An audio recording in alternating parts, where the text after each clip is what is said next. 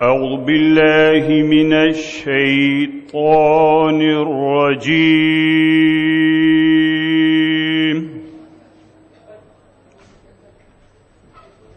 بسم الله الرحمن الرحيم.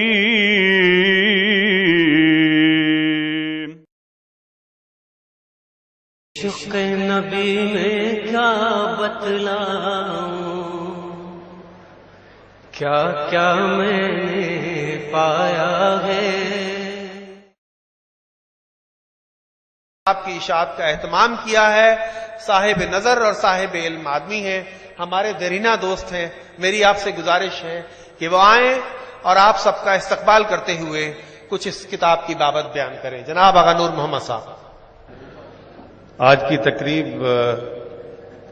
پاکستان کی تاریخ میں ایک اہم واقعے اور دن کے حوالے سے یہاں بڑی اہم تقریب ہے کہ یہاں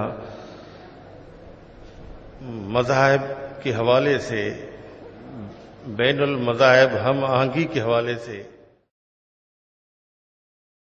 دعوت دوں گا اپنے بہت عزیز دوست ڈاکٹر غلام مجتبیٰ کو کہ وہ آئیں اور آ کر اپنی کاوش کے بارے میں بتائیں اور اس بہترین علمی تحقیق کے بارے میں. جناب ڈاکٹر غلام مجتبیٰ صاحب. بسم اللہ الرحمن الرحیم.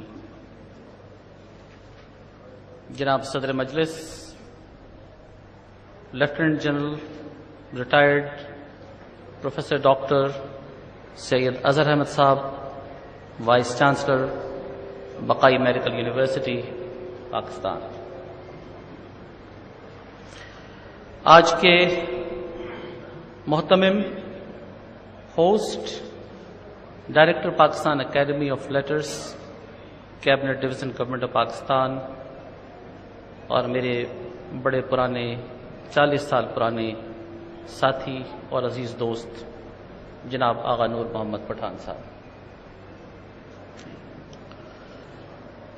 Bishop of Pakistan, the chairperson of the united churches of Pakistan, right reverend Nazir Alam صاحب،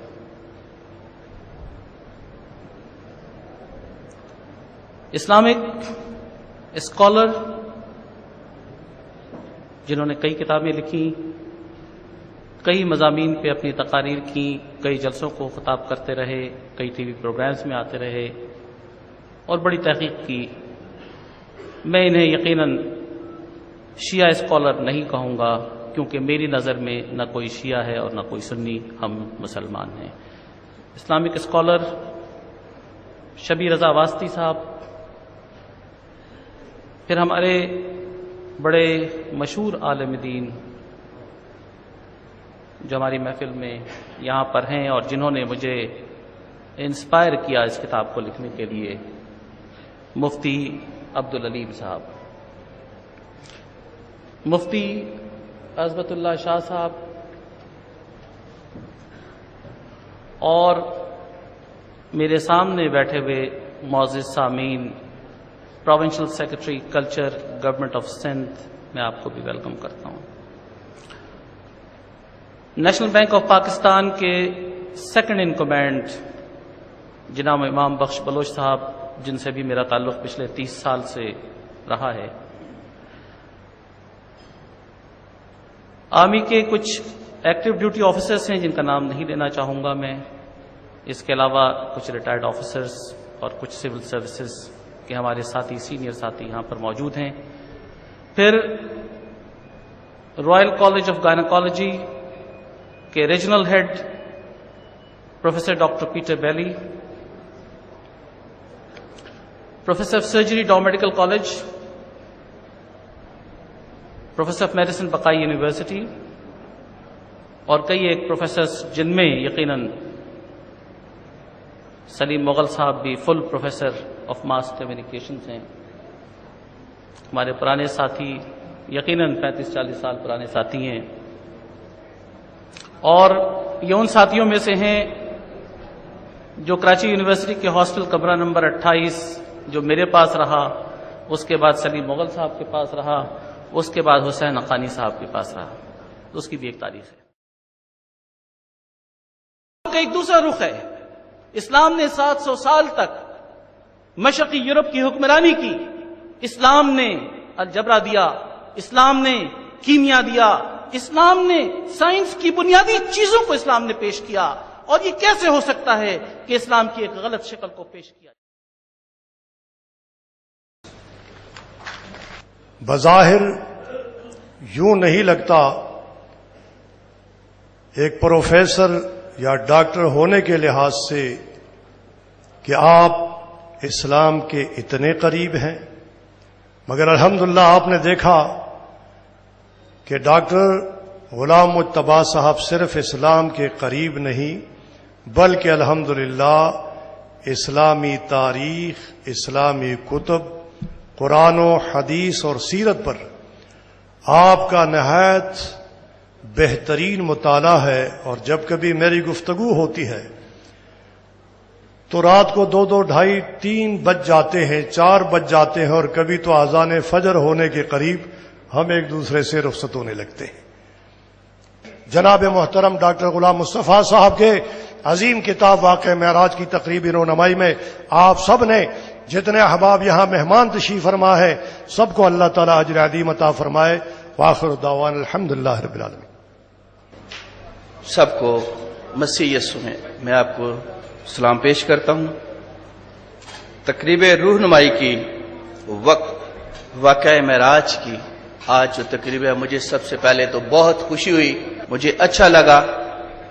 اور میں نے اس سے پہلے بھی ان کو کہا تھا کہ مجھے اس طرح کے موقع ہم ایک دوسرے کو فراہم کریں، ہم ایک دوسرے کے ساتھ بیٹھیں.